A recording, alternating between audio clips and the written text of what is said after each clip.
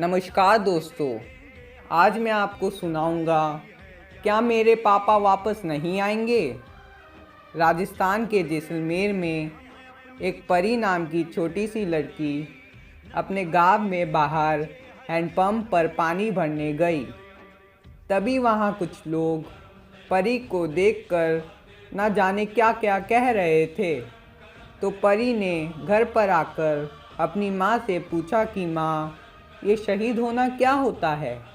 बाहर कुछ लोग मुझसे यह कह रहे थे कि बेटी, तेरे पापा सरहद पर लड़ते हुए शहीद हो गए हैं और वो कभी भी हमारे पास नहीं आ पाएंगे। क्या ये सच है माँ?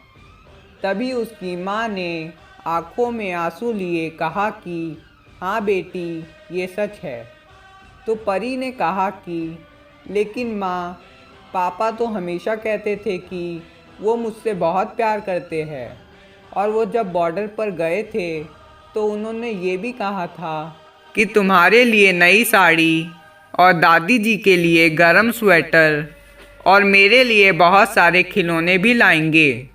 और उन्होंने अपने घर में एक पानी का नल भी लगवाने के लिए कहा था। फिर ऐसे कैसे शहीद हो गए पापा? क्या उन्हें हमारी बिल्कुल भी याद नहीं आई, या फिर वो हमसे ज़्यादा इस देश को प्रेम करते थे, इसीलिए वो हमें भूल कर शहीद हो गए होंगे ना माँ? और अगर माँ, पापा नहीं आएंगे तो हमारा ख्याल कौन रखेगा? और मैं पापा किसको कहूँगी माँ? और मैं किसकी गुड़िया रानी कहलाऊँगी?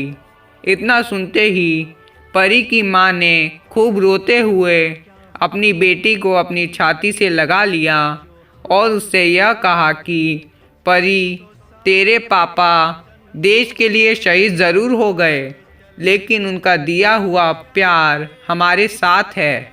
हम सबसे ज़्यादा कीमती हमारा भारत देश है और हमेशा रहेगा।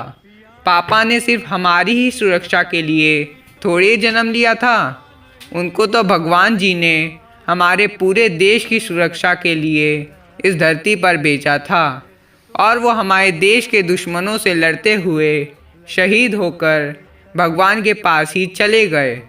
और तू अपनी चिंता क्यों करती है बेटी? मैं हूँ तेरे साथ, मैं तेरी परवरिश करूँगी और हम दोनों रोज़ तेरे पापा को याद करके उनसे बात किया करेंगे।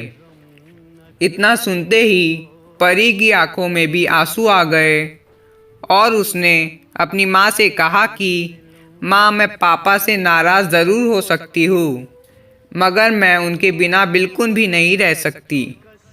तो दोस्तों, आज इस कहानी को लिखते वक्त मेरी आंखों में भी आंसू आ गए और मैं उन सभी शहीदों को दिल से सलाम करता हूँ जिन्होंने हमेशा हमें और हमारे देश को बचाने के लिए खुशी खुशी अपना बलिदान दे दिया।